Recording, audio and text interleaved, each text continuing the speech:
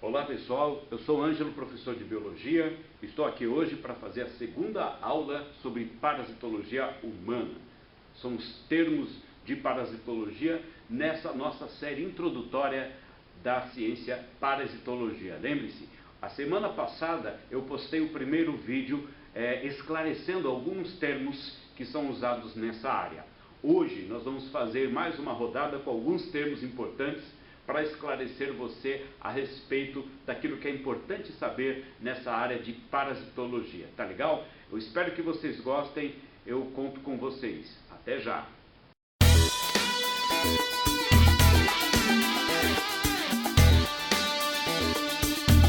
Vamos continuar nosso estudo de parasitologia, começando pelo tema de endemia.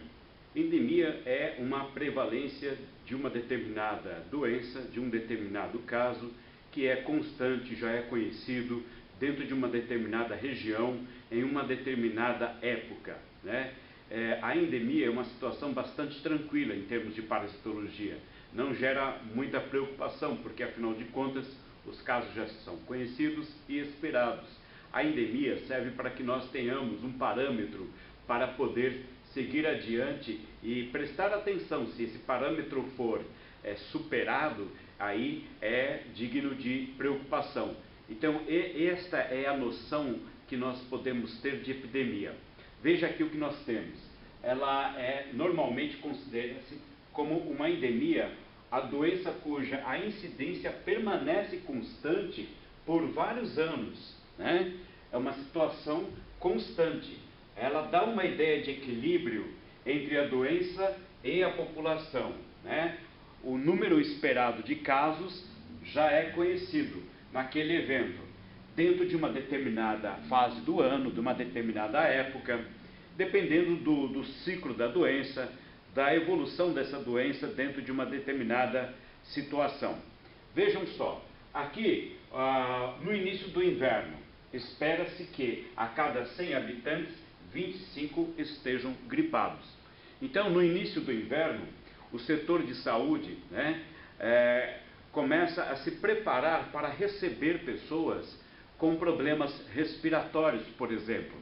Então, aqueles medicamentos usuais, aquelas situações que são já esperadas, elas merecem que a equipe que cuida do abastecimento desses setores consiga antecipar a compra de medicamentos, a compra de materiais que possam ajudar o profissional de saúde a cuidar daqueles eventos.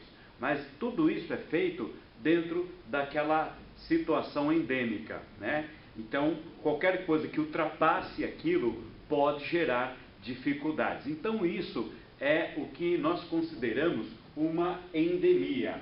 Agora, é óbvio que a endemia serve de parâmetro para que nós tenhamos uma noção de epidemia. No caso da epidemia, nós temos um avanço no número de casos, além daquilo que se esperava, aquilo que se conhecia. Então, no caso, você tem aqui uma definição de endemia ou surto endêmico, que é a ocorrência numa coletividade ou numa região de casos que ultrapassem de uma forma nítida, né, a incidência normalmente esperada de uma doença naquela região e naquela época, né? Quando de um aparecimento de um único caso, isso pode ser considerado uma endemia? Depende da situação do local, por exemplo.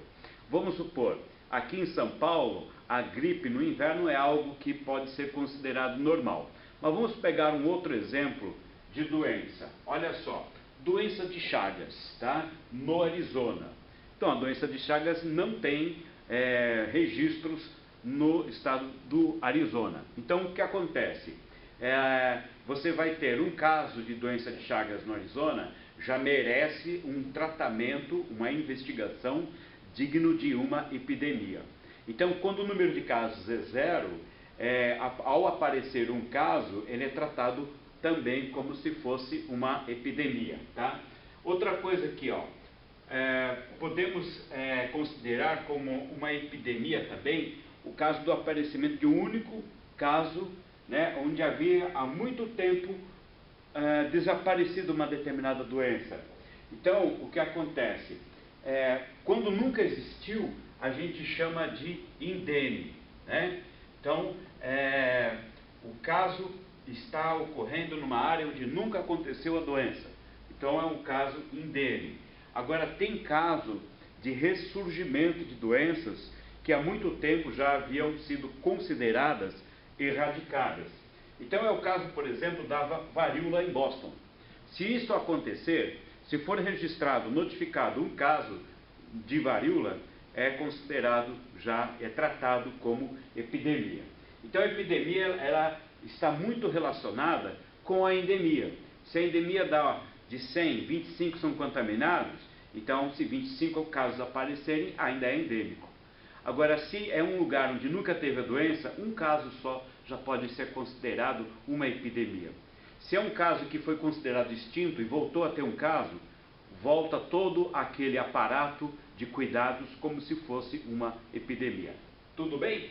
Então, esses estudos são importantes naquilo que a gente chama de epidemiologia. É o estudo tanto da distribuição das doenças, como dos fatores que originam a doença naquele lugar. Tá? Então, são duas coisas que são olhadas quando nós tratamos de um caso de epidemiologia. Então, ela vai seguir os passos da doença, né? E tentar fornecer informações para que os profissionais possam detê-la.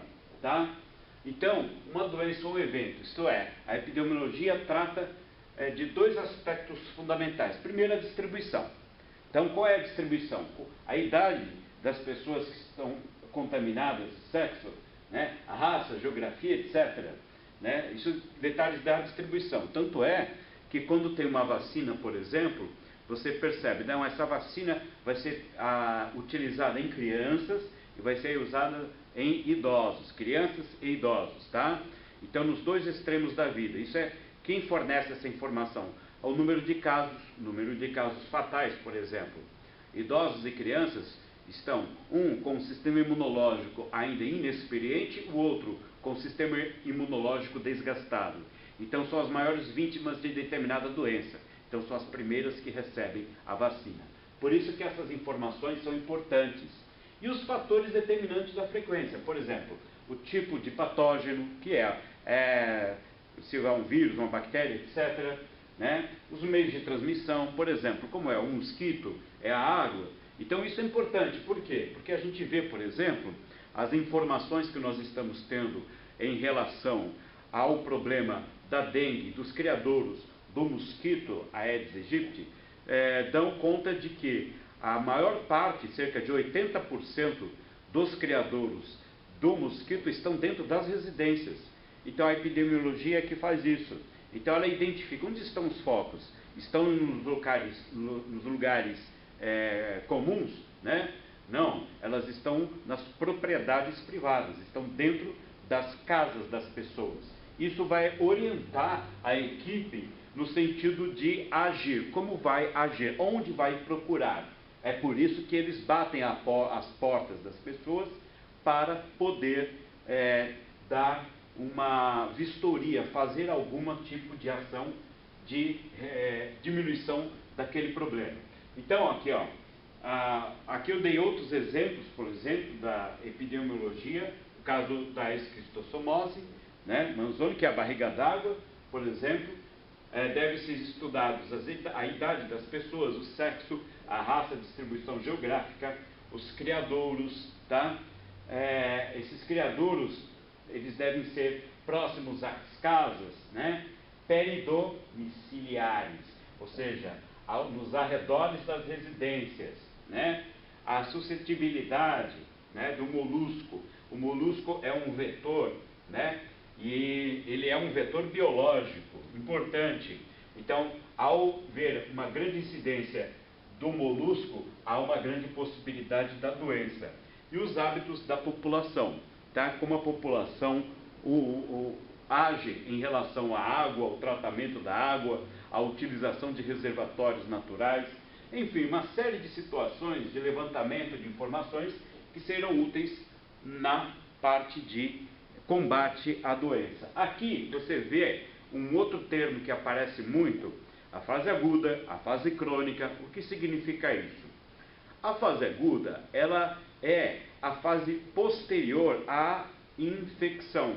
Então o que aparece? Aparece uma reação orgânica imediata à invasão de um parasito ou de alguma substância que ele lançou dentro do organismo. Então o que acontece? Os sintomas clínicos mais marcantes, que a gente lembra sempre de febre, febre alta, etc., né?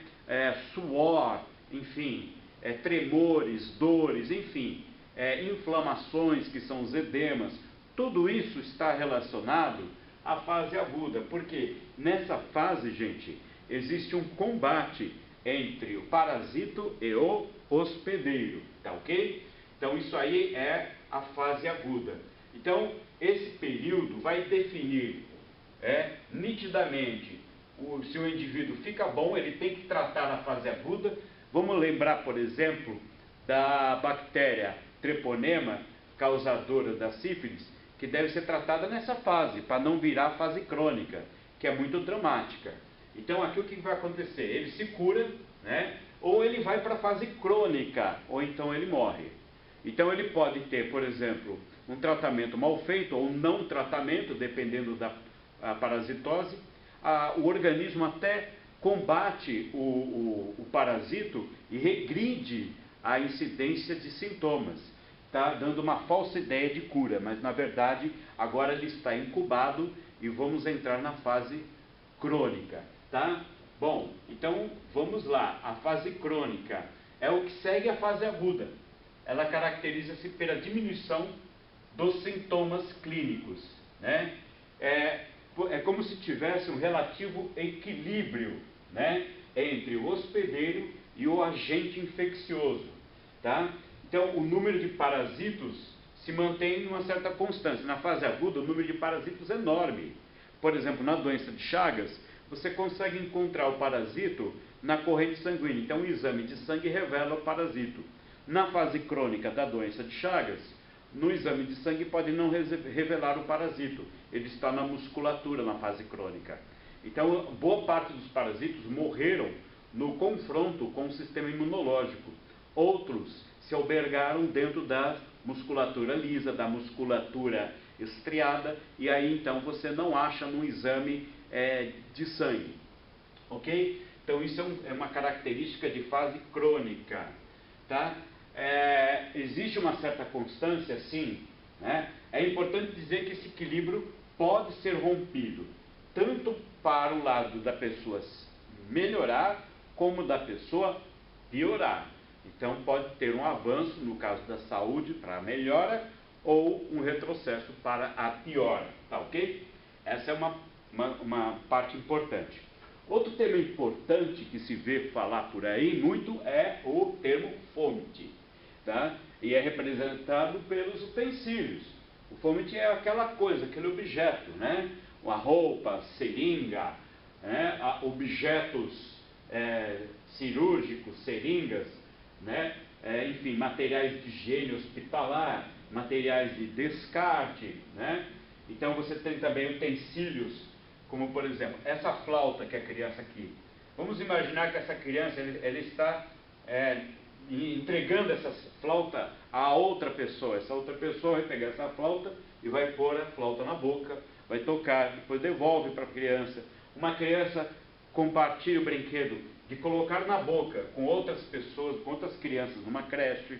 Então existe uma circulação de parasitos em determinadas situações de creche que favorecem muito a não cura definitiva de algumas doenças, né? Muitas delas são brandas, mas a gente até considera normal, mas não deveria ser assim.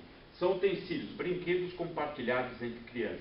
Mas pode ser roupa, tá? No caso da candidíase, na roupa íntima. No caso, uma seringa passando, por exemplo, um vírus de hepatite, como hepatite C, o próprio HIV, por falta de cuidado e compartilhamento de objetos perfurantes e cortantes. Tá? A fonte de infecção, lembrando que nós estamos seguindo uma ordem, que é uma ordem de acordo com o aparecimento das palavras, né, alfabética. Então agora nós pulamos para a fonte de infecção. É uma pessoa a fonte de infecção. A pessoa está com uma doença parasitária intestinal e ela contamina as próprias mãos, depois contamina outra pessoa. Uma coisa que é o fonte, ou uma substância que é uma água, é um alimento que tem um agente, né? E esse agente passa diretamente de um hospedeiro para outro. Então, essa fonte de infecção pode estar situada em qualquer ponto da cadeia de transmissão. Qualquer ponto. Por exemplo, água contaminada na febre tifoide. O mosquito infectante no caso da malária. O mosquito do gênero Anopheles. Tá? A carne com cisticerco no caso da temíase. Tá? Então, esta é a característica de uma fonte de infecção. Ser vivo, objeto ou pessoa ou substância que vai levar o parasito de um indivíduo ou ambiente infectado para um indivíduo são. Tá? Ok. Esses foram alguns tipos de dizeres, de termos, né, utilizados muito em parasitologia. Tá? Mas a coisa não acaba por aí não. Nós vamos continuar essa série para tentar esclarecer e exemplificar alguns termos importantes nesse sentido. Não se esqueça, se você gostou do vídeo, né, dê um ok, que você gostou, curta o vídeo, né, inscreva-se no meu canal e também você pode curtir a página do Facebook /Biologia para Estudar. E aí você acompanha o andamento desse projeto de parasitologia que eu estou fazendo para vocês, tá? Gente, um forte abraço para vocês, muito obrigado e até a próxima. Tchau!